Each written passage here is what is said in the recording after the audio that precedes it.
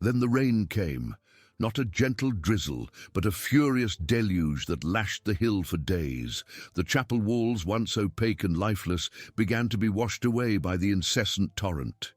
The mud melted, streaming down in murky rivulets, and with every falling drop, a revelation unfolded.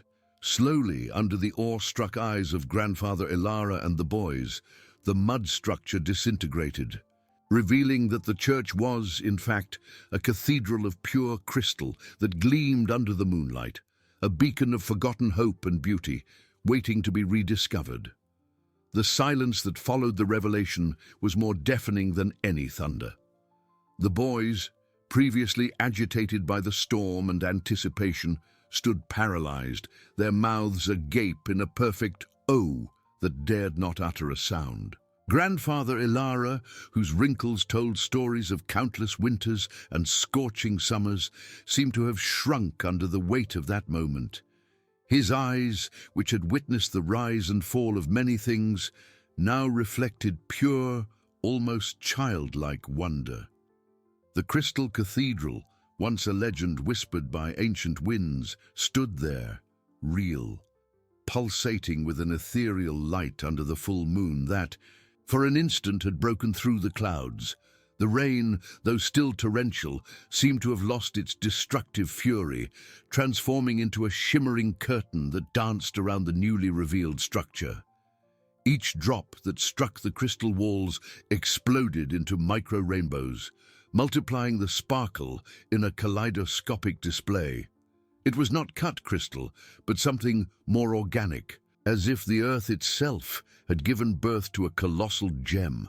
The walls were not smooth and cold, but possessed a subtle texture, almost breathing, and from within, a soft, inviting light seemed to emanate, contrasting dramatically with the darkness of the night and the chaos of the storm.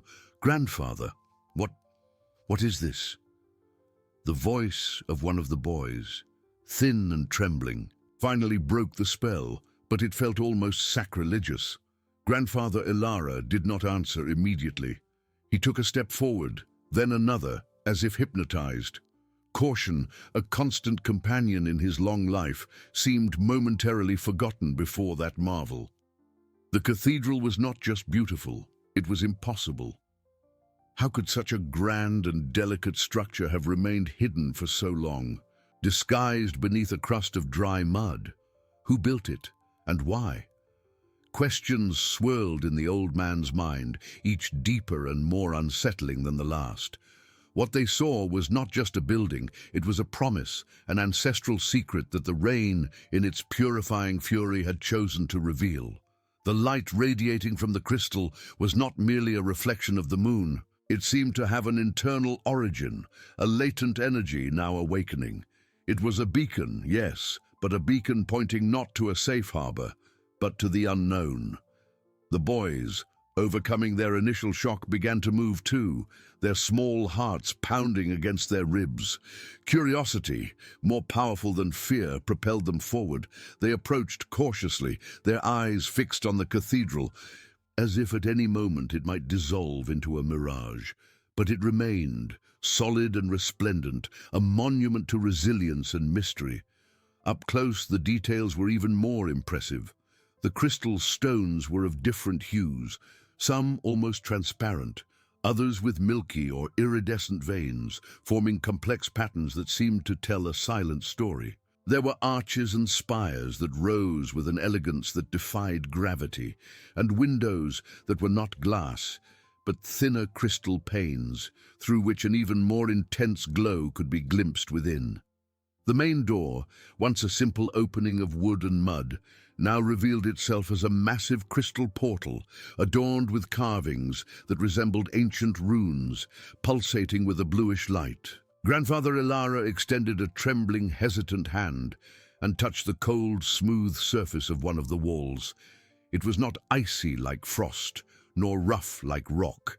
It was something alive, vibrant, and a subtle energy coursed through his arm, warming him from the inside out. He felt a call, an irresistible pull. This was not just an archaeological find, it was an entity, a guardian of secrets that had been waiting for them. "It's not just a church," he whispered, his voice hoarse with emotion.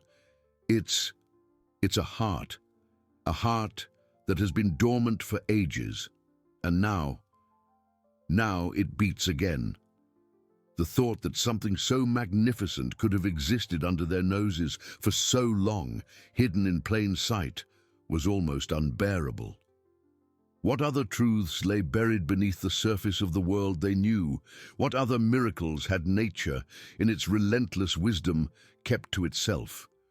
The discovery of the Crystal Cathedral was not just the revelation of a building, it was a crack in the foundation of their understanding of the universe.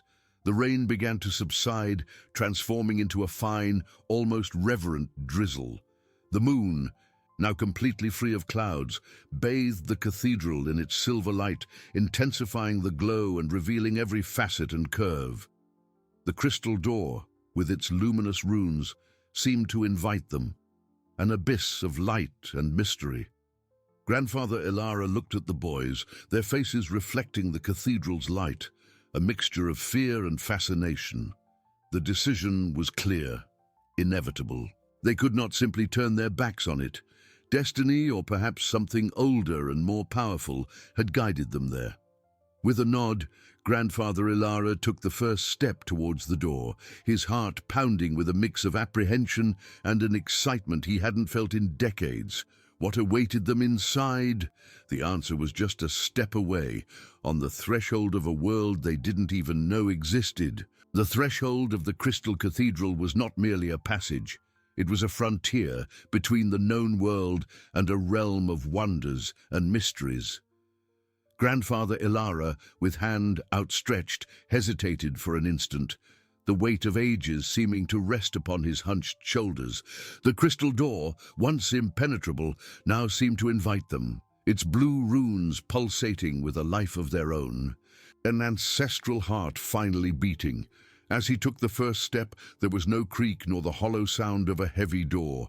Instead, a soft hum resonated, more felt than heard, a vibration that coursed through the crystal floor and up his feet, filling every fiber of his being with a strange, comforting energy. The boys, wide-eyed, followed him, one after another, like small satellites drawn to a star. The rain outside seemed to have been silenced by an invisible barrier, and the external world with its storm and darkness faded into a distant whisper. Inside, the light was of a different quality. It was not the silver light of the reflected moon, but an ethereal luminosity that seemed to emanate from the walls themselves, from the floor, from the air. The interior of the cathedral was a spectacle of geometry and light, a kaleidoscope of pastel hues that danced and merged, creating a visual tapestry that defied comprehension. The walls rose in graceful arches, not made of blocks, but of a single fluid mass of crystal, as if sculpted by cosmic winds or molded by divine hands. The floor, smooth and polished, reflected the light in an infinite mirror, making it seem as though they walked upon stars. There were no pews, no altars in the traditional sense. Instead, the vast nave opened into a circular space, at the center of which stood a structure that appeared to be the source of all that light. It was a massive crystal pillar, taller than any tree they had ever seen, pulsating with a golden glow that spread throughout the chamber. The silence was almost palpable, a silence that was not empty, but filled with the resonance of something ancient and powerful. Each of their breaths seemed to echo not in sound, but in a subtle reverberation through the crystal. The boys, previously full of questions, were now mute, their small minds struggling to process the grandeur around them. One of them, the youngest, reached out to touch one of the walls, and as his fingers brushed the surface, a pattern of light ignited and moved beneath his touch, as if the structure itself were alive and responding to his presence. Grandfather Ilara, however, felt something deeper than mere wonder. A sense of familiarity, almost a forgotten memory, began to form in his mind. It was not a place he knew, but the essence, the energy that permeated the air was like an echo of an ancient dream. He walked slowly towards the central pillar, his steps almost inaudible. The closer he got, the more intense the light became, and the stronger the hum, which now seemed to sing a wordless melody, a song that spoke of time, creation, and a forgotten purpose. Around the pillar, there were 7 smaller crystal pedestals, arranged in a perfect circle. Each pedestal was empty, but the surface of each glowed with a different color: red, orange, yellow, green, blue, indigo, and violet, as if they were waiting for something or someone. Grandfather Ilara noticed that the golden light of the central pillar seemed to intensify and diminish at a soft rhythm, like a breath. It was a heart, yes, but a heart that seemed to be preparing for something, accumulating energy. The tension, which had been one of admiration and curiosity, began to transform into something more. A feeling that they were not just observing, but had been called. That their presence there was part of a larger plan, an awakening that the torrential rain had precipitated. What did these empty pedestals mean? What was the central pillar waiting for?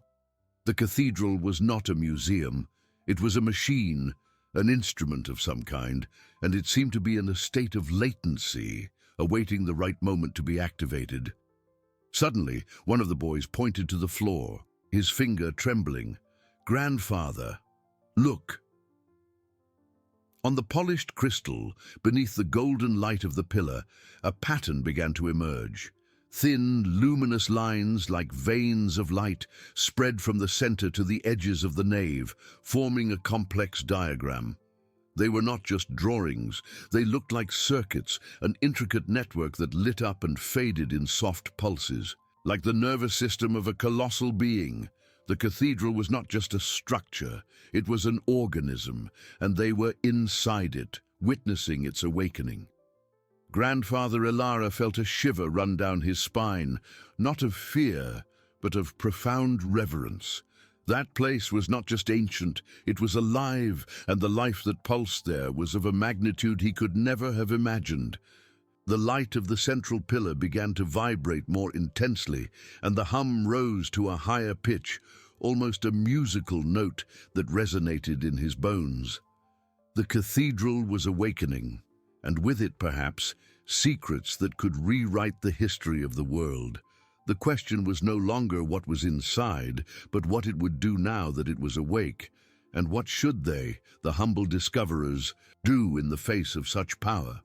Destiny, or something even more imposing, had sealed their presence in that place, and the next step, they knew, would be irreversible. Grandfather Ilara and the boys leaned down, their eyes fixed on the crystal floor.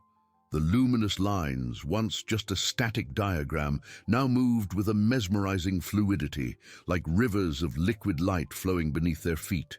They were not mere drawings. They pulsed, intertwined, and dissolved into complex configurations, each movement synchronized with the rhythmic beat of the central pillar. It was a silent dance of energy and information, a primordial language unfolding before them, but which Grandfather Ilara could not decipher with his mind, only with his soul. The boys, wide-eyed, watched the spectacle, their small bodies trembling slightly, not from cold, but from the magnitude of what they were witnessing. One of them, the youngest, reached out again, and this time when his fingers touched the crystal, the lines beneath his palm lit up with a more intense glow, as if the cathedral itself recognized his touch, his presence. The hum, which had previously been a single note, now unfolded into a symphony of tones, filling the vast space with a resonance that vibrated in their bones, in their blood, in every cell of their bodies. It was not deafening, but enveloping, as if the cathedral itself was singing, a primordial hymn of awakening that spoke of forgotten ages and an uncertain future. The golden light of the central pillar intensified further, casting long, dancing shadows that stretched and receded, bringing life to every facet and curve of the crystal. The air became charged, not with static electricity, but with a palpable, almost sweet energy that made the hairs on their arms stand on end, and a gentle warmth spread through their chests. It was the sensation of being at the heart of something immense, something that breathed and thought on a cosmic scale. Grandfather Ilara felt a lump in his throat, a mixture of reverent awe and an almost youthful euphoria, an emotion he hadn't experienced since his own childhood, when the world was still a book of unexplored wonders.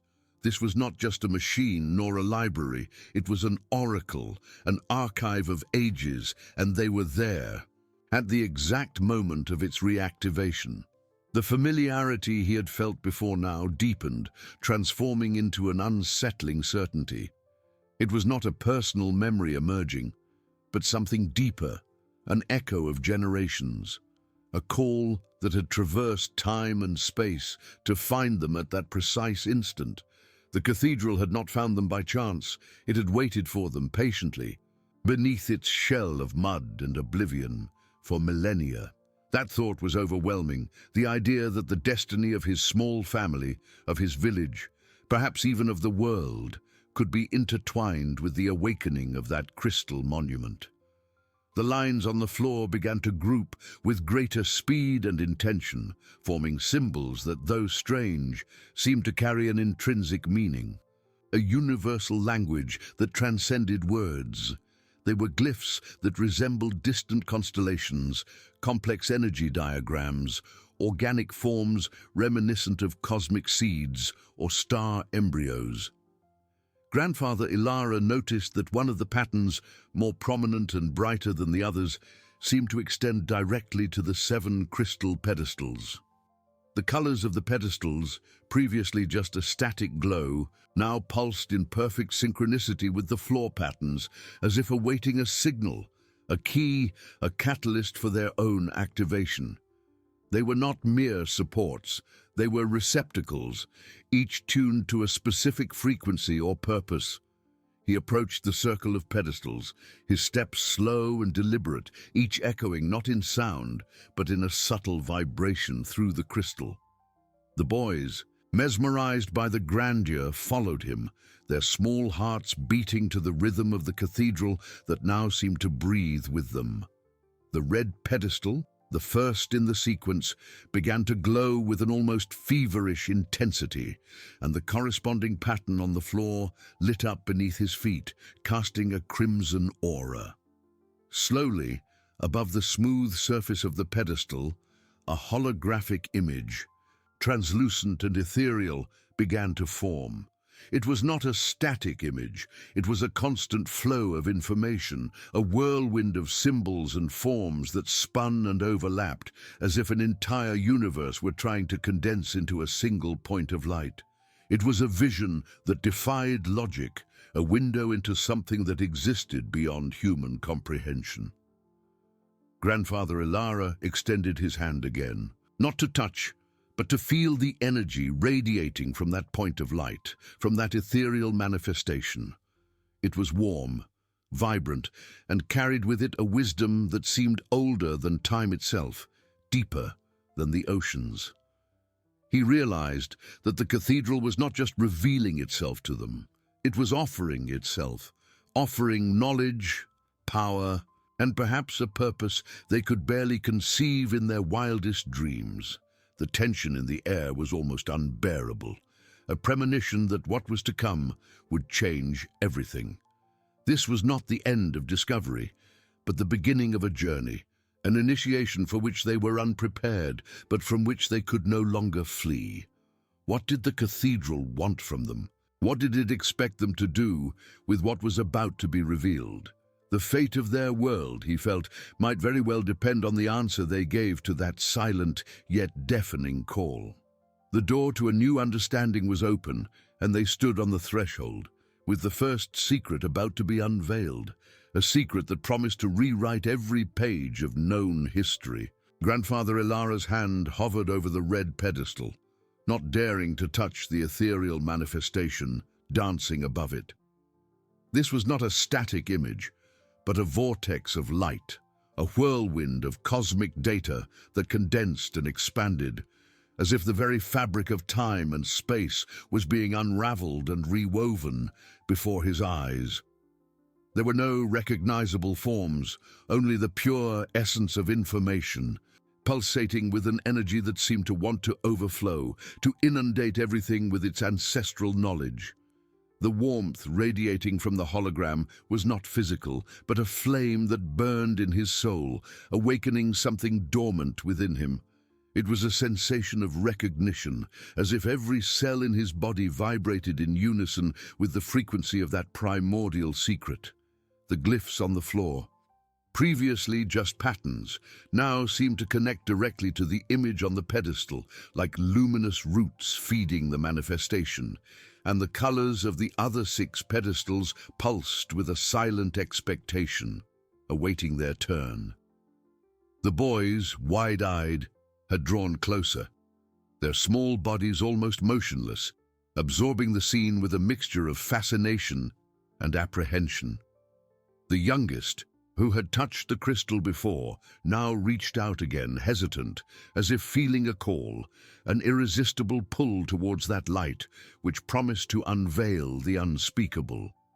Grandfather Ilara, however, felt that the moment demanded more than a simple touch. It was a connection that needed to be established, a bridge between the forgotten past and the uncertain present. He closed his eyes for an instant, breathing deeply the energy-laden air. When he opened them, his gaze met the whirlwind of light above the red pedestal.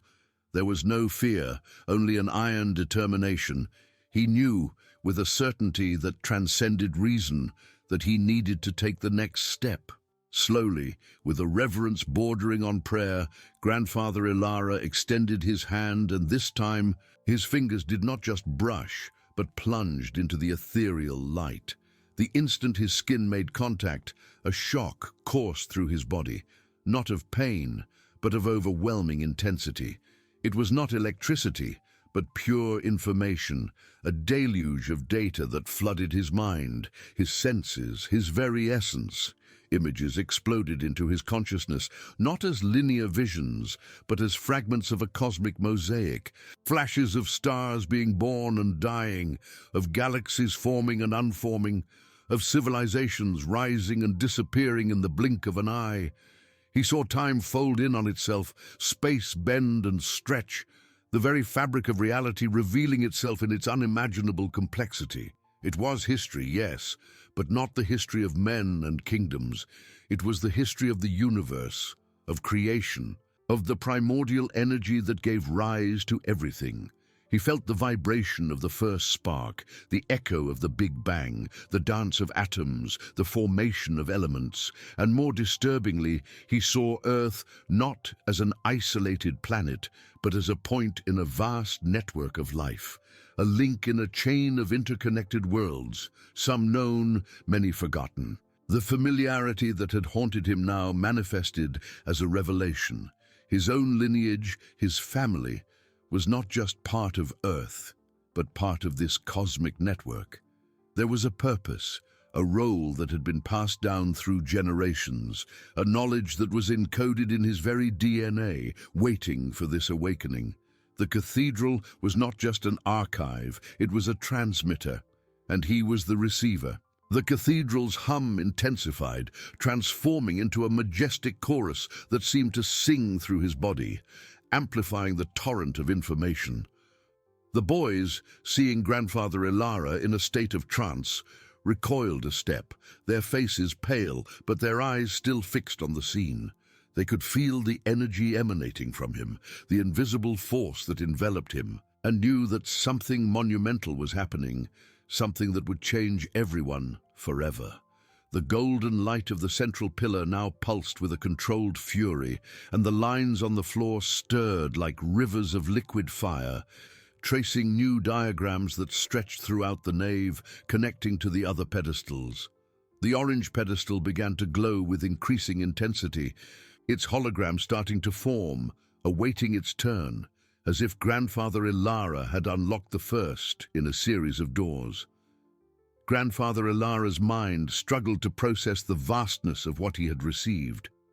It was not just images, but sensations, emotions, the accumulated wisdom of eons.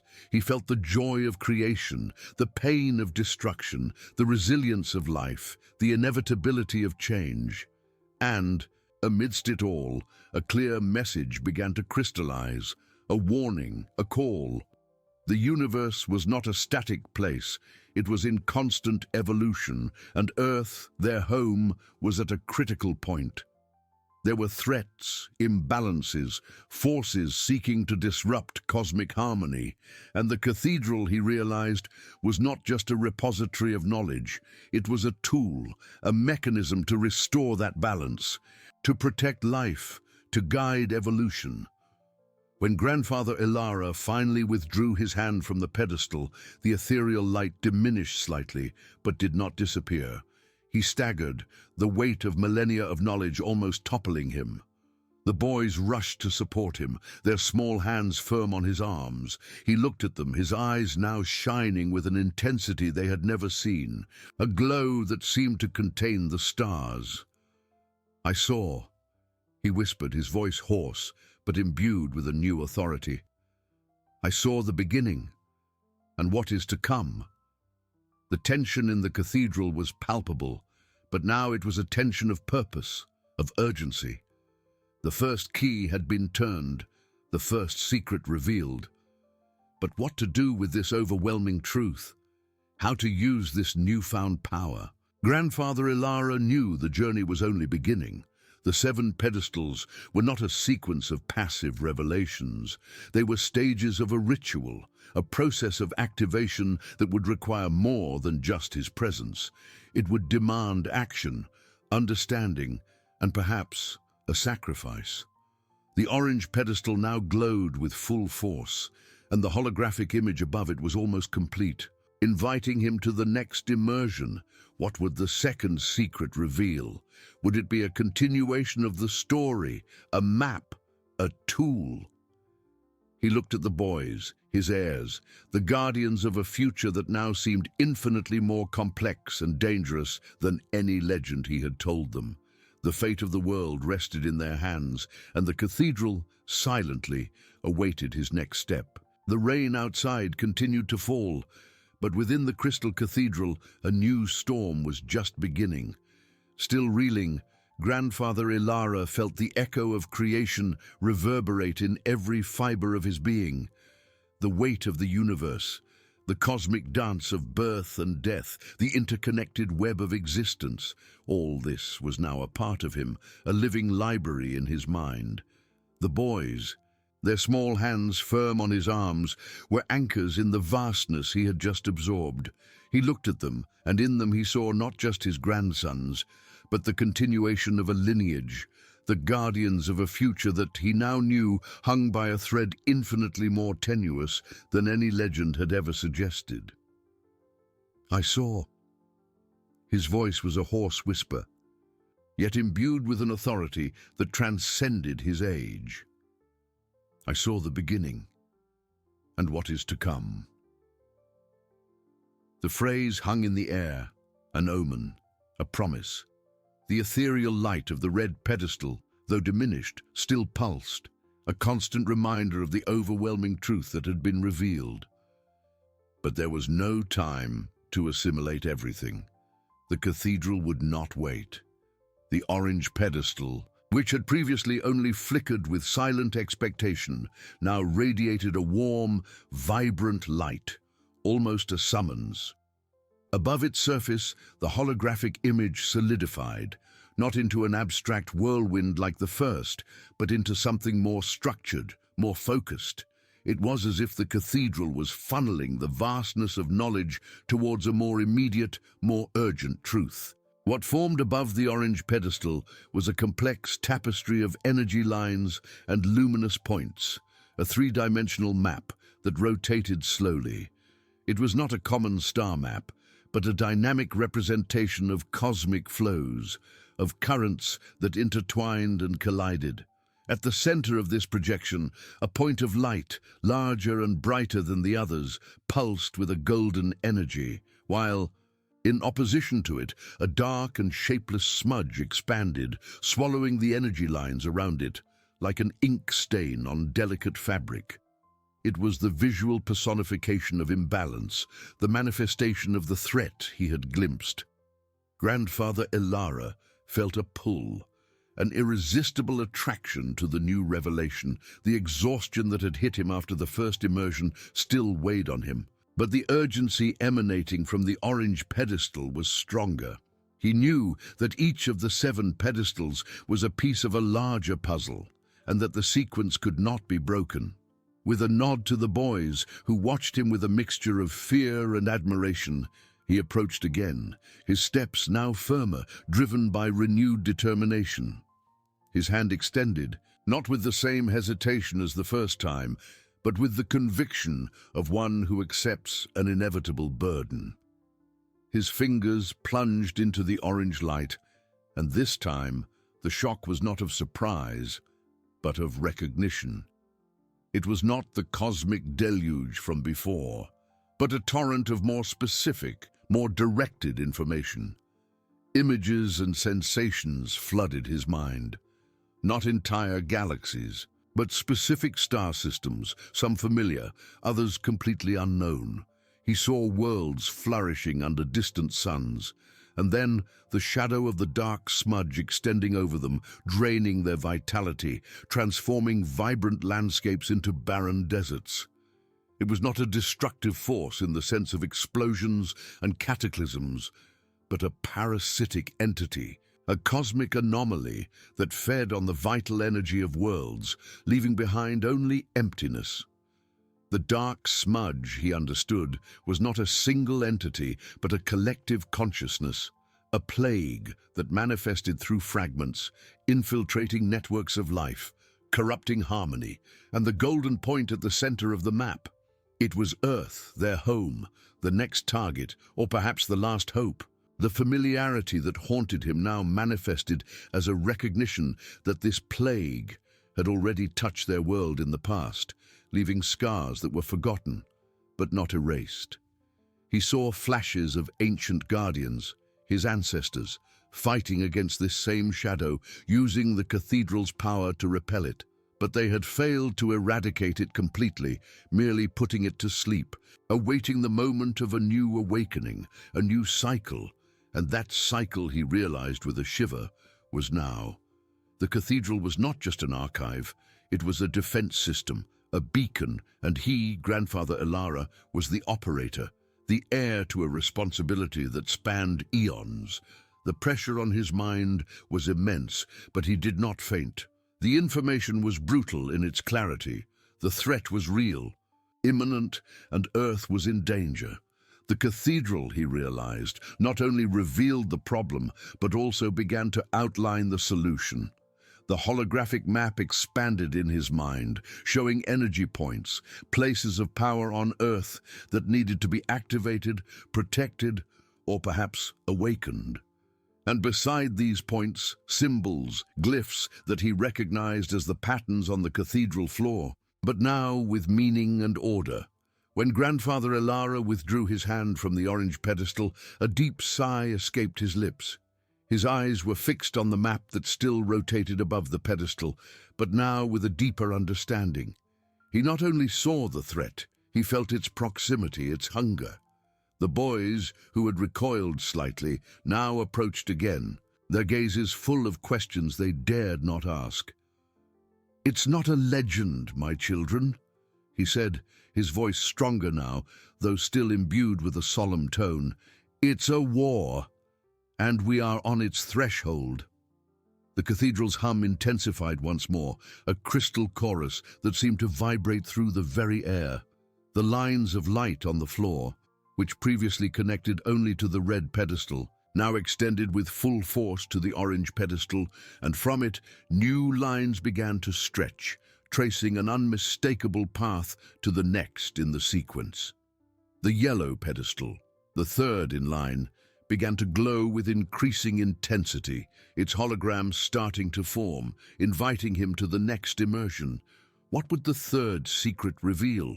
Would it be the weapon, the strategy, the allies, Grandfather Ilara knew that with each step, the burden grew heavier, but the clarity of the mission also became undeniable.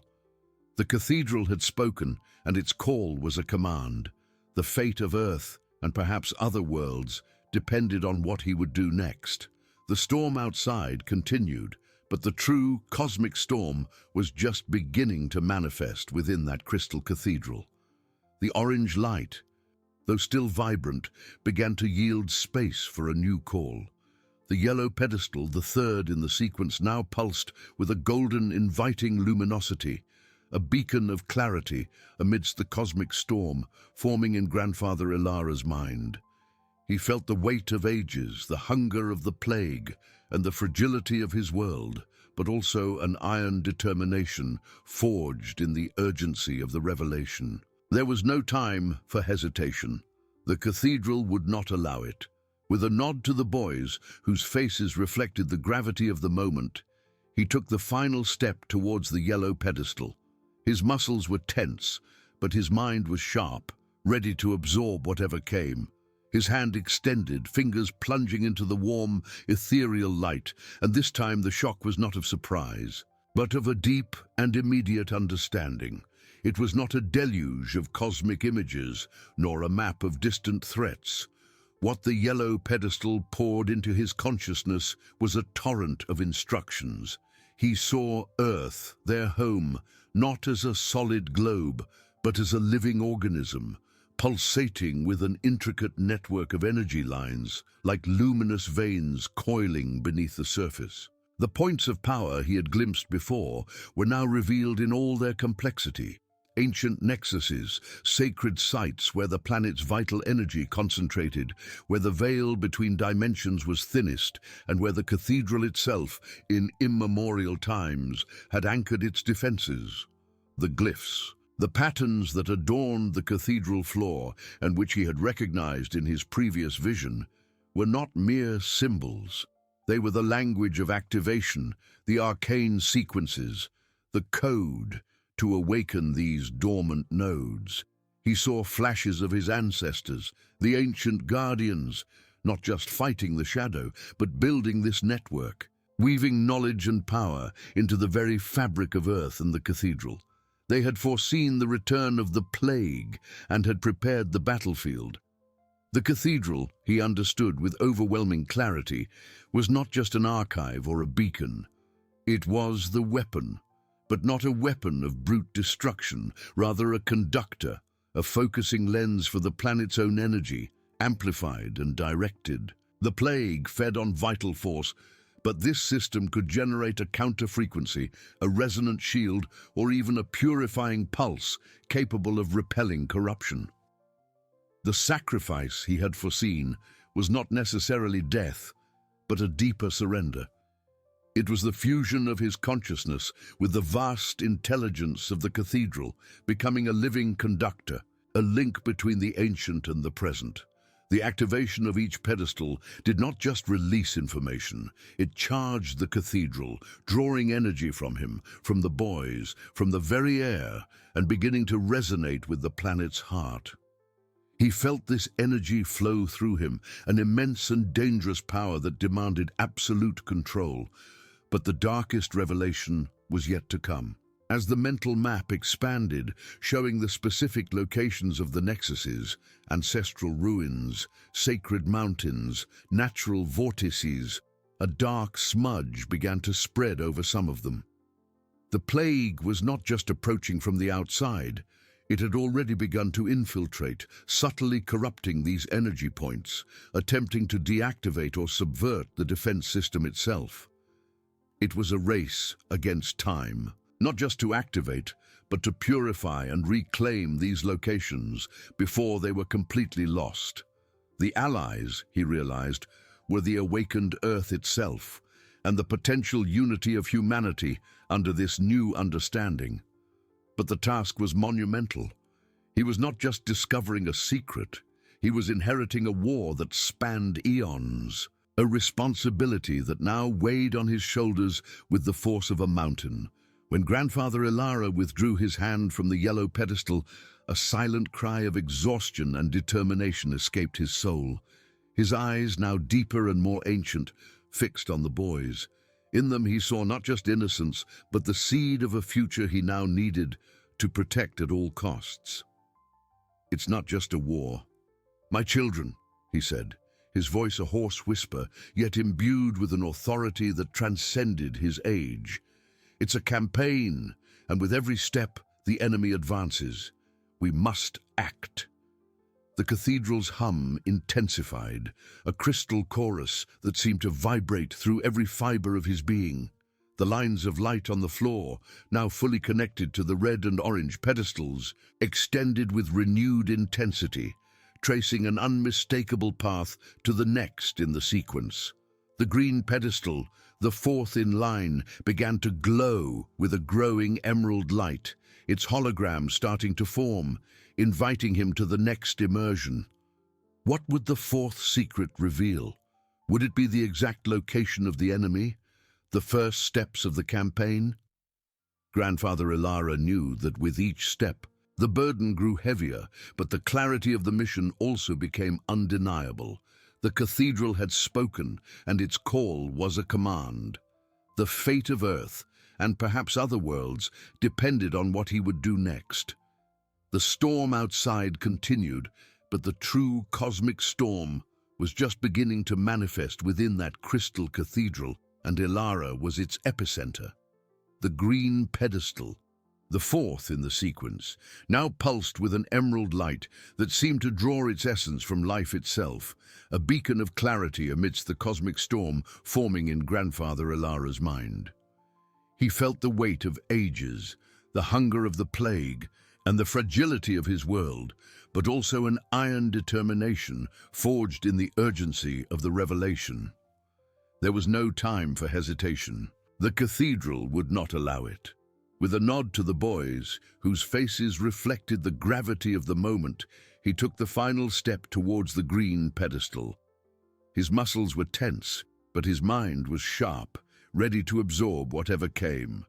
His hand extended, fingers plunging into the cool, ethereal light, and this time the shock was not of surprise, but of a deep and immediate immersion. He felt the biting cold of a sacred mountain peak in the Himalayas, where energy, instead of flowing upwards, was being sucked into the depths, creating a spiritual vacuum that manifested as a fog of despair and apathy among nearby peoples. He felt the humid heat of a tropical rainforest in the Amazon, where the vitality of flora and fauna was being drained, not by physical deforestation, but by an ethereal exhaustion that left trees hollow and animals lethargic, as if their very life force was being siphoned away. He saw an ancient stone circle in Europe, where energy, instead of harmonizing, was being refracted into dissonant frequencies, causing discord and confusion among those who approached. The plague, he understood, did not seek immediate destruction, but subversion. It transformed points of power into amplifiers of its own corruption, weaving a web of disharmony that would eventually suffocate the planet. It was an insidious strategy, slow and almost imperceptible to the common human mind. But along with the vision of the ailment came the revelation of the cure. The green pedestal not only showed the wound, but also the tool and the method. The glyphs that adorned the cathedral floor, and which he had recognized in previous visions, were not just the code for awakening. They were the resonance keys, vibrational sequences that, when activated with intention and focus, could purify the corruption. He saw himself in his mind at each of these locations, tracing patterns in the air with his hands, chanting ancient syllables that resonated with the very structure of the crystal, and feeling the earth's energy respond, purifying and restoring the vital flow.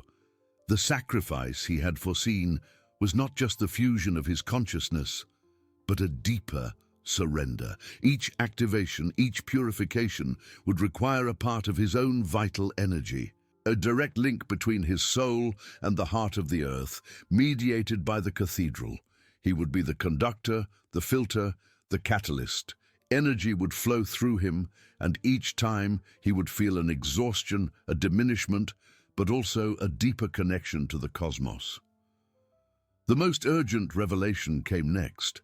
The plague was intensifying in one of the closest nexuses, an ancient power site hidden deep within an underwater cave near the coast.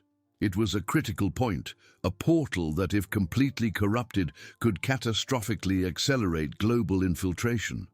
The purification of this site was the first and most immediate mission. There was no time to lose. The storm outside, he realized, was a pale echo of the turbulence unfolding beneath the waves, a veil for the true battle. When Grandfather Ilara withdrew his hand from the green pedestal, a deep, tired sigh escaped his lips. His eyes, now deeper and more ancient, fixed on the boys. In them, he saw not just innocence, but the seed of a future he now needed to protect at all costs, and the necessity of their help was undeniable. "It's not just a campaign, my children," he said, his voice a hoarse whisper, yet imbued with an authority that transcended his age. "It's a race, and with every second the enemy advances. We must act. The first step is clear. There's a place not far from here that needs us, now." The blue pedestal pulsed with the promise of the unknown, a sapphire beacon calling Grandfather Ilara into the depths of a new mystery. His eyes, already weary from the torrent of information, fixed on the light, the weight of responsibility bowing his shoulders. The boys, quiet and watchful, were anchors in his reality, their childlike gazes imbued with an understanding that transcended age. There was no time for hesitation, only the cold urgency of a destiny unfolding with each pulse of the cathedral. With a sigh that seemed to carry the weight of ages, Ilara extended his hand. His fingers plunged into the blue light, and this time the immersion was immediate, almost violent. It was not a distant cosmic vision, nor a torrent of abstract sensations. What the blue pedestal poured into his consciousness was a vivid, three-dimensional sensory map of an underwater world. He felt the crushing pressure of the depths, the biting cold of the salt water, and the muffled echo of the ocean. Ilara's mind was flooded with the image of a dark abyss, a geological fissure opening in the seabed not far from the coast he knew. Within this fissure, a colossal cave, a labyrinth of rocks and bioluminescent corals, but the beauty was illusory. At the heart of the cave, where the nexus of power should pulse with life, there was an anomaly. It was a dark, pulsating mass, like a cosmic tumor, radiating a chilling, suffocating energy. This was the plague in its most concentrated manifestation, an ethereal parasite clinging to the Earth's veins. The blue pedestal revealed that this was not just an energy drainage point, it was a potential portal. If the corruption reached a critical threshold, it could open, allowing the plague to manifest in even more virulent forms on the physical plane, perhaps even summoning entities that served its cause. The urgency was palpable, a silent cry from the depths. Ilara saw the dangers, treacherous currents that could crush a submarine, marine creatures once peaceful, now distorted and aggressive by the plague's influence, their eyes glowing with unnatural malevolence. Ethereal illusions, psychic traps created by the corruption itself, designed to disorient and ensnare any intruder. The water, in certain areas, seemed dense and oppressive, as if the very light was being swallowed. But along with the dangers came the instructions. The blue pedestal not only showed the wound, but also the route and the protocol. There was a secondary entrance, hidden by a natural rock illusion, accessible only through specific knowledge of currents and tides. The purification would require a sequence of glyphs that resonated with the aquatic essence, chanted at precise points within the cave, culminating at the heart of the anomaly. The cathedral's energy, he understood, would be channeled through him, but the water would amplify the resonance, making the process more potent, yet also more exhausting. The most practical revelation, however, revolved around the boys. They would not be left behind. The blue pedestal showed that the cathedral's energy, to be projected with the necessary force in such a hostile environment, required a physical focus. The boys, with their purity and the subtle connection they had already established with the cathedral, would be his anchors. They would need to be at a specific point on the coast, near the cave's location, with an artifact that the cathedral revealed to be a small quartz crystal, which fit perfectly into one of the holes on the blue pedestal. By touching the crystal, they would create an energy link, a secondary channel that would stabilize Ilara's projection and protect him from the psychic and physical pressures of the underwater environment. They would be his eyes and ears on the surface, his protectors against any external interference while he was immersed. The journey there would not be simple. The blue pedestal detailed the need for a small but robust vessel capable of navigating turbulent waters and, crucially, diving equipment that could withstand the depths and pressure, as well as an underwater communication system. The cathedral, in its infinite wisdom, not only revealed the problems, but also the solutions, as if it knew exactly what resources would be available or necessary. Ilara felt the cold of the water, the salty scent of the ocean, the urgency of every second. The plague was not just a smudge, it was an entity with intent, cunning, and the ability to defend itself. The purification would not be a passive ritual, but a direct battle against a force seeking annihilation. The sacrifice he had foreseen became more concrete. Each pulse of energy to purify would be a drain on his own vitality, but the vision of an agonizing earth left him no choice. When Grandfather Ilara withdrew his hand from the blue pedestal, a shiver ran through his body, not from cold, but from the immense task that awaited him. His eyes, now deeper and more ancient, fixed on the boys. In them, he saw not just innocence, but the seed of a future he now needed to protect at all costs. And the necessity of their help was undeniable.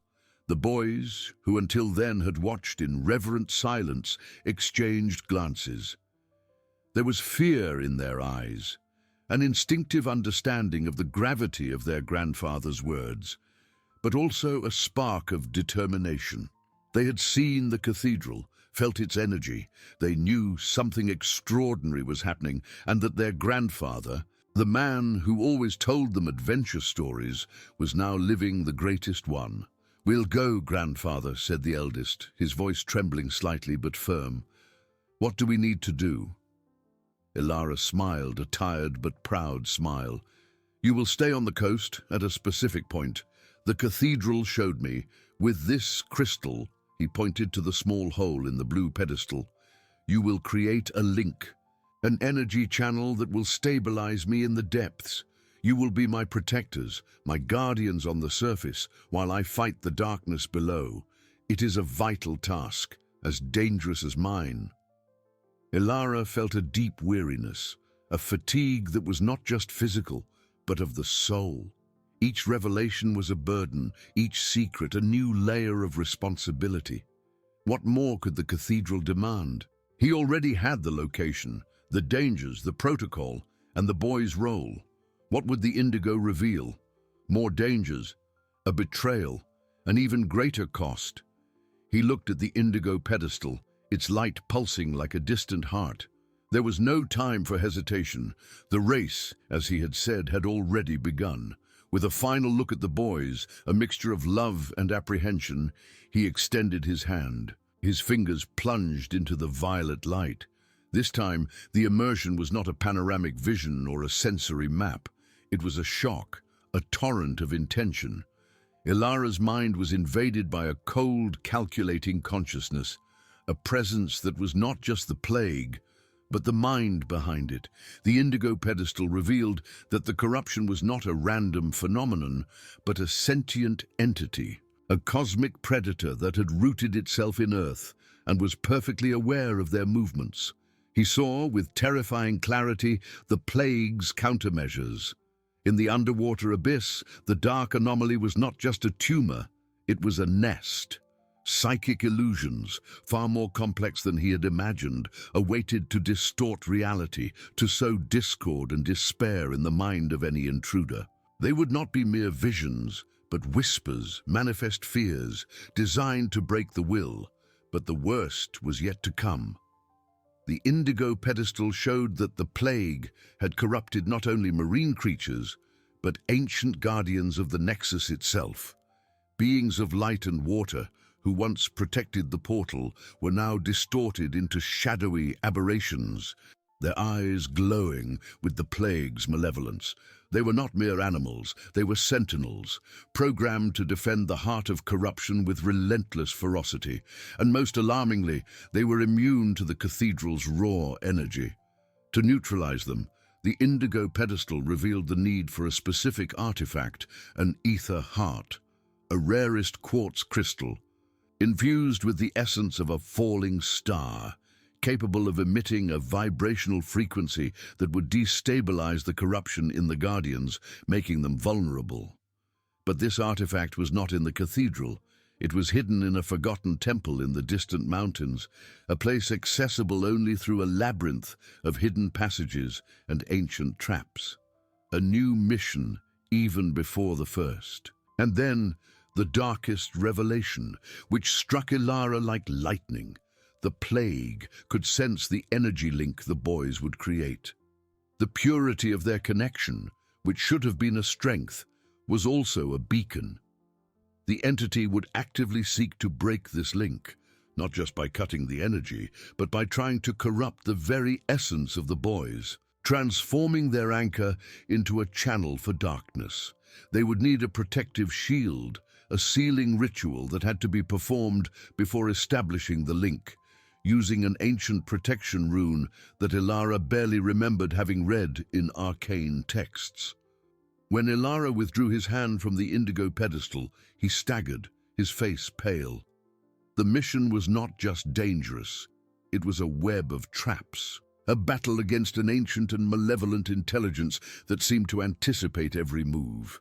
He had a plan, but now that plan was incomplete, full of deadly gaps. He needed an artifact, a ritual, and above all, he needed to protect the boys from a threat that now seemed personal and insidious. His eyes fixed on the boys, who watched him with growing concern. What would he tell them? How would he explain that the first mission now required a preparation that was, in itself, a dangerous journey? The cathedral's hum, previously a crystal chorus, now seemed a lament, a warning. The lines of light on the floor, connected to the red, orange, yellow, green, and blue pedestals, extended with renewed intensity, tracing an unmistakable path to the next in the sequence. The violet pedestal, the sixth in line, began to glow with an ethereal and almost transparent light, its hologram starting to form, inviting him to the final immersion. What would the sixth secret reveal? Would it be the exact location of the ether heart, the details of the protection ritual, or an even deeper secret, one that could change everything again? Grandfather Ilara knew that with each step, the burden grew heavier, but the clarity of the mission also became undeniable. The cathedral had spoken, and its call was a command. The fate of Earth, and perhaps other worlds, depended on what he would do next. The storm outside continued, but the true cosmic storm was just beginning to manifest within that crystal cathedral. And Ilara was its epicenter, the convergence point of eons of history and an uncertain future. He needed more answers, and the violet pedestal pulsed with the promise of the unknown, an ethereal beacon calling Grandfather Ilara into the depths of a new and even more urgent mystery. Grandfather Ilara extended his hand, his fingers plunging into the violet light of the sixth pedestal. This time, there was no shock or torrent of malevolent intent. Instead, the immersion was like a river of information flowing directly into his mind, a symphony of visual and sensory data unfolding with almost surgical precision. The cathedral was not just revealing secrets, it was programming him, equipping him for the imminent battle. Before his eyes, an ethereal and translucent holographic projection emerged, floating above the pedestal. It was not a static map, but a dynamic, three-dimensional representation of a vast mountain range, its slopes covered in dense vegetation and snow-capped peaks scratching the grey sky. The image rotated slowly, focusing on a specific point, a hidden fissure between two twin peaks, almost invisible to the naked eye. The cathedral detailed the path. The entrance to the forgotten temple was not a door, but an illusion, a veil of energy that distorted perception. Only those with the mark of the solstice, a specific astrological configuration that aligned with the cathedral's energy, could discern the true entrance. Ilara felt a shiver. The mark of the solstice. He remembered reading about it in one of the ancient tomes his father had kept, an esoteric detail he never imagined would be relevant. He was one of the few who bore that mark. The projection then plunged into the mountain, revealing the internal labyrinth. They were not just dark passages, but corridors woven with light and shadow traps, illusions that tested mind and spirit. There were echo chambers that amplified fears, mirrors that reflected the worst versions of oneself, and portals that closed to those who did not possess pure intention. And at the heart of the labyrinth, the cathedral revealed the presence of a threshold guardian. Not a corrupted creature, but a being of pure elemental energy, a mountain spirit that had protected the ether heart for eons. The guardian would not be fought with force, but with wisdom and an ancient riddle, whose solution depended on understanding the interconnection between the crystal, the mountain, and the stars. The projection dissolved and a new image emerged, the details of the sealing ritual for the boys. The rune Ilara barely remembered was just the first of a complex sequence of 7 symbols, each representing an aspect of cosmic protection. The ritual required not only the engraving of these runes in a circle of pure sea salt, but also the infusion of 3 essential components. 1. The moon's tear, dewdrops collected from a specific flower that bloomed only under the full moonlight, found on the highest slopes of the mountain where the temple stood. 2. The ocean's whisper, water from an underground spring that gushed near the coast, at a point where the cathedral's energy was strongest, and which had to be collected at dawn. 3. The sun's essence, a strand of hair from each of the boys, imbued with the intention of protection and courage.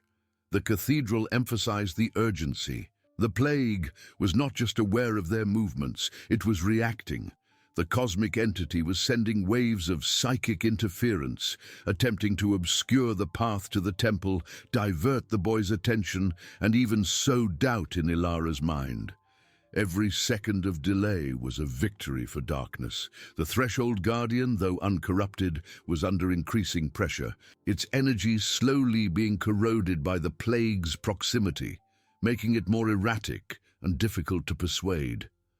The ether heart, once recovered, would not be just a passive object.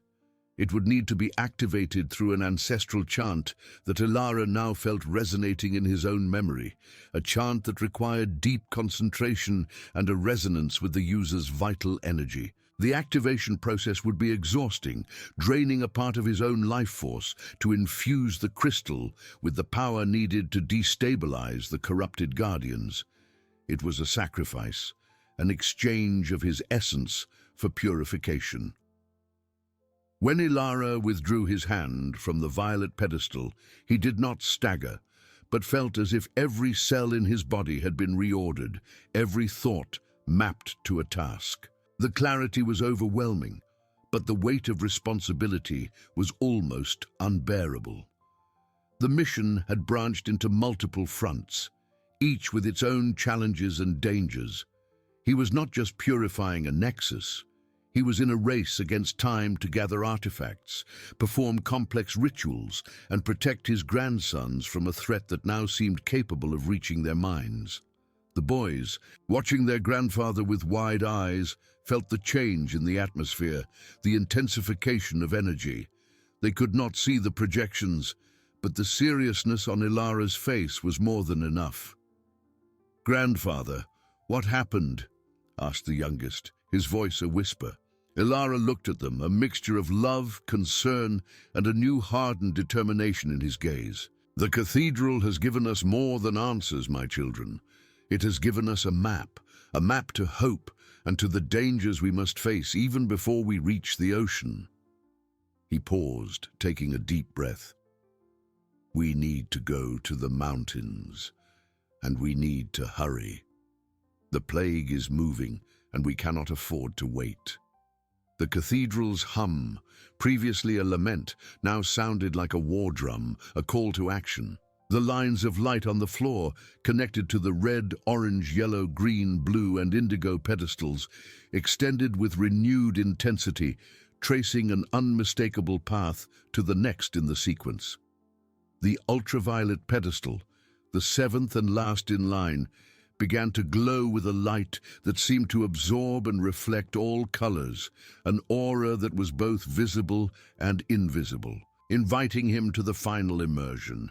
What would the seventh secret reveal? Would it be the key to victory, or an even greater cost, a sacrifice he could not yet conceive? Grandfather Ilara knew that with each step the burden grew heavier, but the clarity of the mission also became undeniable. The cathedral had spoken, and its call was a command. The fate of Earth, and perhaps other worlds, depended on what he would do next.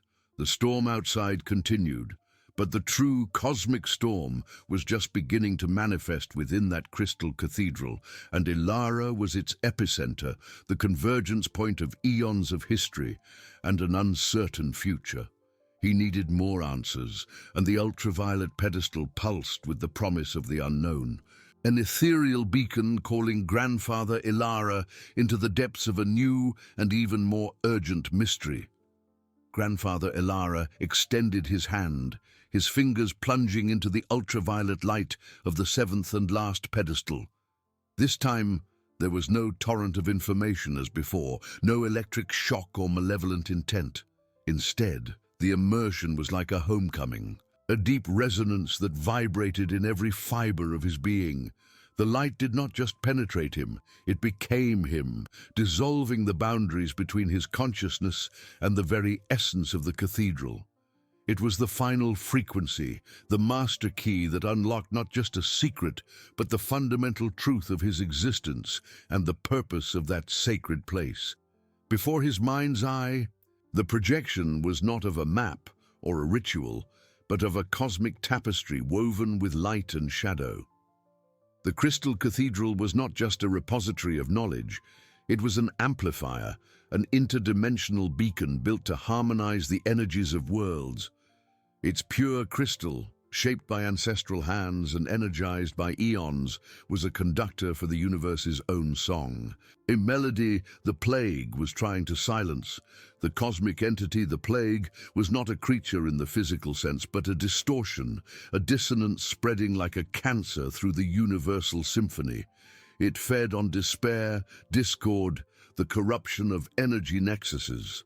Its goal was not to destroy, but to assimilate, to transform all existence into a single, empty, lifeless note, an echo of its own desolation. Ilara felt the vastness of its threat, a cold, calculating intelligence operating on scales of time and space incomprehensible to the human mind. The ether heart, the projection revealed, was not just an artifact to purify the nexuses. It was the original tuning fork of the universe, the crystallized essence of primordial harmony. Once recovered and activated, it would need to be brought back to the cathedral. There, under the full moonlight bathing the crystals, and at the exact point of the mark of the solstice, the ether heart would merge with the cathedral's ultraviolet energy. But it was not a passive fusion. The cathedral needed a living conductor, Ilara. He would be the epicenter, the convergence point. His own vital force, his consciousness, would become the bridge between the ether heart and the cathedral's crystal network. He would need to sing the ancestral song, not just with his voice, but with his soul, infusing each note with his own essence. The purified energy would then be amplified by the cathedral, projected as a wave of cosmic harmony that would spread across Earth and beyond, to destabilize the plague at its own frequency. The cost? The projection was clear. It would be an almost total drainage of his vital force, an ordeal few could survive. His mind would be stretched to the limits of existence, merging with the consciousness of the cathedral, with the universe itself. He might not return the same. He might not return at all. It was the final sacrifice, the last melody he would sing. And the boys, the cathedral revealed their crucial role. They were not just protected, they were anchors, their pure souls, their innocent minds, and their hearts full of unconditional love would be the links that kept him connected to his own humanity, to his own essence during the fusion process. Without them, Ilara would be lost in the cosmic vastness, his consciousness dissolving into the light. The protection he would give them was not just to save them, but for them to save him. The sun's essence, the strand of hair, was more than a ritualistic component. It was an energetic link, a lifeline that would bind him to Earth and to the love he felt for them. The urgency was now overwhelming. The plague was intensifying its waves of psychic interference, not just to obscure the path, but to accelerate the corruption of the Threshold Guardian and the remaining nexuses. Every moment of hesitation was a victory for dissonance. The sealing ritual for the boys needed to be performed before the ascent to the mountain. And the collection of the moon's tea and the ocean's whisper were not just tasks, but intrinsic parts of the cosmic alignment necessary for the final activation. Everything was interconnected, each piece of the puzzle fitting together with terrifying precision. When Ilara withdrew his hand from the ultraviolet pedestal, he did not stagger. He felt as if he had been remade, his flesh and spirit reconfigured for a singular purpose. The clarity was absolute, the mission crystalline, but the weight of responsibility was a burden that threatened to crush him. He was the convergence point, the instrument, the sacrifice. The boys, watching their grandfather, felt the drastic change. Ilara's aura had transformed, becoming more intense, almost translucent, as if the cathedral's light had infused him. His eyes, previously full of concern, now shone with an iron determination and a profound sadness they did not understand, but felt. "Grandfather, are you all right?" asked the eldest, his voice trembling. Ilara knelt, pulling the boys close, one in each arm, his eyes fixed on theirs, conveying a truth that words could barely contain. "My children," he began, his voice hoarse but firm, "the cathedral has revealed the final path to us. It is a path of great danger, but also of great hope." He paused, taking a deep breath. "I need you to be brave now, more than ever. The plague is trying to stop us, and it is powerful, but we are stronger together. You are my strength, my anchor." "What do we have to do, grandfather?" An asked the youngest, his eyes wide but fearless. "We need to go to the mountains immediately. There we will find the ether heart. But first, we need to perform a protection ritual, and you, my dears, have a role as important as mine. You are the light that will guide me." He did not tell them about the final sacrifice, not yet. There was time for that, perhaps. Or perhaps there never would be. The truth was a burden he would carry alone, for now. The cathedral's hum, previously a war drum, was now a majestic chorus, a symphony of crystal that resonated with the promise of an uncertain yet possible future. The lines of light on the floor, connected to all 7 pedestals, pulsed in unison, creating a star map that extended out of the cathedral, pointing to the world outside. The storm outside continued, but the true cosmic storm had fully manifested within that crystal cathedral. Ilara was its epicenter, the convergence point of eons of history and a future that now depended on his courage, his love, and his final sacrifice.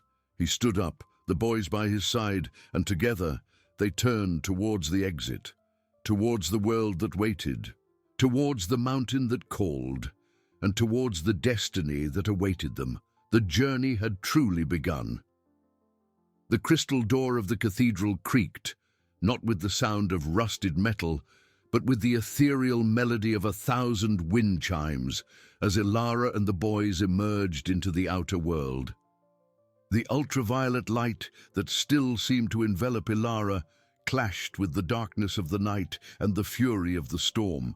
The rain, once a deluge that had revealed the cathedral, now fell like icy needles, lashing the muddy ground and the twisted trees. The wind howled, a wild lament that seemed to carry the very dissonance of the plague. The contrast was brutal. Inside, the crystal symphony, the clarity of the mission, the promise of hope. Outside, chaos, uncertainty, the physical manifestation of the desolation that the cosmic entity spread. But Ilara did not hesitate. He felt the weight of truth, the burden of sacrifice, but also the unwavering strength of purpose. The boys, clinging to his hands, were small beacons of warmth and innocence amidst the storm. "Grandfather, it's cold," said the youngest, snuggling against Ilara's leg. "I know, my little one, but we need to be quick. Before we climb the mountain, there's something we need to do, a protection ritual." Ilara guided them to a small rocky alcove, slightly sheltered from the wind and the most intense rain. He lit a small fire with dry branches that seemed to have been waiting for them there. Using a spark of his own inner energy, an ability the cathedral had awakened and amplified. The flames danced, casting flickering shadows on the damp walls of the makeshift cave. He sat down, pulling the boys close, his eyes fixed on the flames. The seriousness on his face, the stillness of his movements, communicated the importance of the moment. He took out the small strand of hair he had kept, the sun's essence, and with a ceremonial knife that seemed to have materialized from his own cloak, cut a small piece of hair from each boy. "My dears," he began, his voice low, almost a chant, "this is a link between us, between the earth and between the light you carry. It will keep us connected no matter what happens." He intertwined the 3 strands of hair, his own, the eldest's, and the youngest's, with an almost mystical precision. As he did so, he chanted ancient words, a song the cathedral had infused into his memory, a melody of protection and love. With each word, a faint bluish light emanated from his fingers, enveloping the strands of hair in an ethereal glow. The boys watched, mesmerized, feeling a strange peace and a deep connection forming. When he finished, the strands were intertwined into a small amulet, pulsating with a soft light.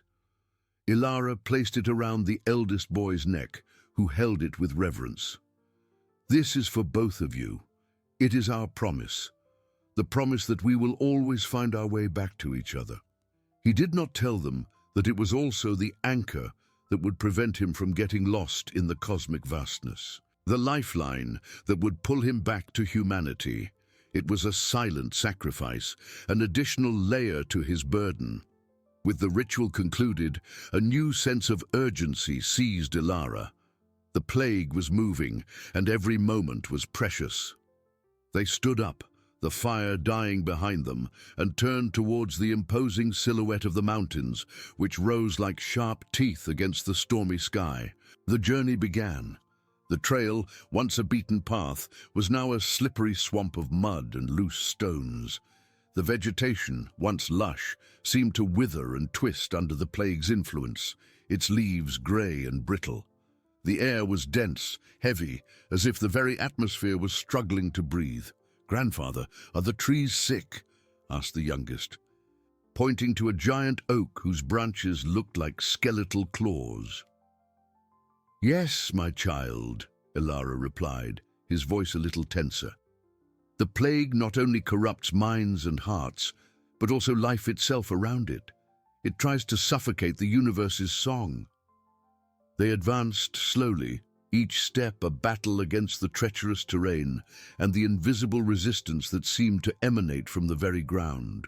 Ilara felt the plague's psychic interference intensify, a cacophony of whispers and doubts trying to infiltrate his mind.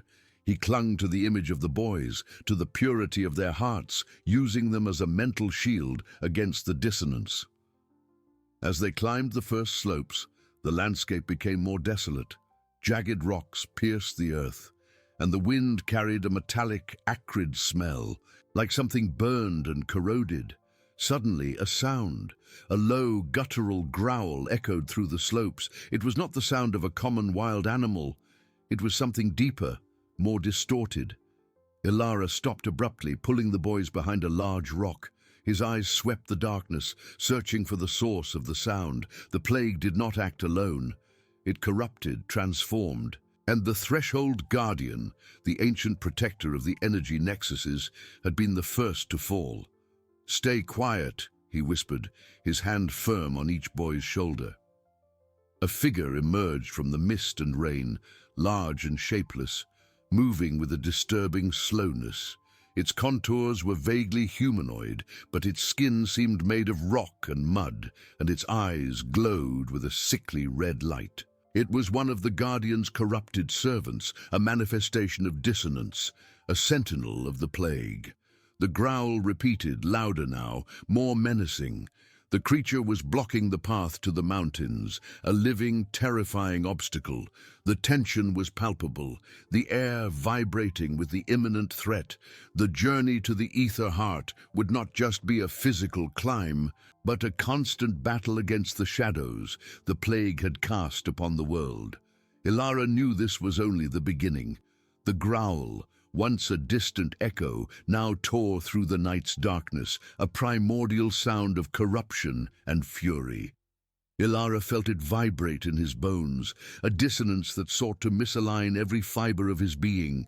The creature, a grotesque amalgam of rock and mud, with eyes that burned like red embers beneath the storm, was the personification of the plague, a corrupted guardian standing between them and hope. His instincts, sharpened by the cathedral and amplified by cosmic urgency, screamed in alarm. It was not just a physical threat, it was a manifestation of the very entropy the plague sought to spread. The creature moved with deliberate slowness, each heavy step making the earth tremble, but there was an undeniable force in its shapeless mass. Its arms, like twisted tree trunks, ended in blunt claws, capable of crushing stone. "Grandfather, what is that?" The eldest's voice was a whisper of terror, nestled against Ilara. The youngest, though frightened, watched with an innocent curiosity that broke Ilara's heart. He knew he could not fight openly. The boys were his anchor, but also his greatest vulnerability. "It's a guardian, my children," Ilara replied, his voice low but firm, a rock amidst the storm. "He is sick, corrupted by the plague. We cannot fight him, but we can get past him." The creature stopped a few feet from their protective rock, the metallic, acrid smell intensifying. Its red eyes swept the darkness, and Ilara felt an icy shiver. It knew they were there. The dissonance emanating from it was a psychic attack, an attempt to sow fear and hopelessness. Ilara closed his eyes for an instant, focusing on the cathedral's light within him, on the boy's promise, on the hair amulet that pulsed softly around the eldest's neck. He opened his eyes, and a faint bluish light began to emanate from his palms, a soft glow that contrasted with the darkness and fury of the storm. It was not a light to attack, but to repel, to purify. It was the essence of the cathedral, the song of the universe made manifest. The creature growled again, a sound of pain and rage, recoiling slightly from the light. The dissonance in Ilara's mind subsided for a moment, replaced by a cutting clarity. He realized that the plague, in its essence, was darkness and disorder, and light, Order and harmony was its antidote. "Stay behind me," Ilara whispered, pushing the boys closer to the rock. He stepped forward, raising his hands. The blue light intensified, pulsing with a steady rhythm like a cosmic heart. It was not aggressive, but imposing, a barrier of pure energy. The creature, confused and angered, lunged forward, its claws raking the air. But as it approached the barrier of light, it hesitated. The mud on its skin seemed to bubble, and a groan of agony escaped its shapeless throat. The light did not burn it, but disorganized it, unraveling it into its corrupted essence. Ilara seized the opportunity. With a swift movement, he channeled the light to a specific point, creating a momentary opening in the energy barrier. "Now!" he shouted, grabbing the boys and rushing through the gap, bypassing the stunned creature. They ran, the sound of the creature's growls fading behind them. As Ilara's light dissipated, Ilara's heart pounded not from fear, but from a renewed urgency. With each obstacle, each manifestation of the plague, the truth of his mission became sharper, heavier. The trail continued upwards, becoming steeper and more treacherous. The rain and wind intensified, and the air grew even thinner. The dying vegetation gave way to bare rocks and skeletal formations of twisted trees, like accusing fingers pointing to the sky. "Grandfather, where are we going?" asked the eldest, his voice breathless. "To the ether heart, my child," Ilara replied, his own breath heavy. "It's the highest point, where the veil between worlds is thinnest." With each step, Ilara felt the mountain react to his presence. It was not just an elevation of earth and rock, it was a living being, and now it was sick. The stones beneath their feet seemed to groan, and the wind howled with a melody of despair. The plague not only corrupted flesh, but also the very landscape, transforming natural beauty into a distorted nightmare. The psychic interferences returned, stronger now that they were closer to the epicenter of corruption. Whispers invaded his mind, ancient and seductive voices that promised rest, oblivion, the end of the burden. Ilara squeezed the boys' hands, using their connection as a shield, a constant reminder of why he was there. They were the melody that muffled the dissonance. Suddenly, the ground beneath their feet began to vibrate. It was not an earthquake, but something deeper, more rhythmic. A grave sound like a distant drum began to echo through the mountains, coming from above. It was the sound of the mountain itself, but distorted, as if its heart was beating in agony. Ilara stopped, his eyes sweeping the mountaintop, now partially visible through the torn clouds. He saw it, a pulsating red light, faint at first, but growing in intensity, emanated from the peak. It was not the light of a beacon, but the sickly glow of an open wound. "What is that?" "Grandfather?" asked the youngest, pointing. "It's the plague," Ilara replied, his voice almost a whisper. "It's trying to claim the ether heart. It's trying to corrupt the very source of life." The tension was almost unbearable. The mountain was alive, and it was suffering. With each pulsation of the red light, Ilara felt a wave of pain and despair sweep across the landscape. The journey was not just to find the ether heart, but to save it, to purify it before the plague consumed it completely. And time was running out. The true challenge, the true battle, was just beginning. The mountain's roar, now a wail of pain amplified by the howling wind, resonated in Ilara's bones. With each step, the ground trembled, and the pulsating red light on the peak, once distant, now swallowed the stormy sky, dyeing the clouds a sickly crimson. The plague was not just corrupting, it was devouring. The air was a suffocating mix of burnt metal and despair, and the psychic whispers transformed into screams, a cacophony of voices that promised the end of all existence. Ilara felt the mountain as a wounded body, each rock an exposed nerve, each gust of wind an agonizing sigh.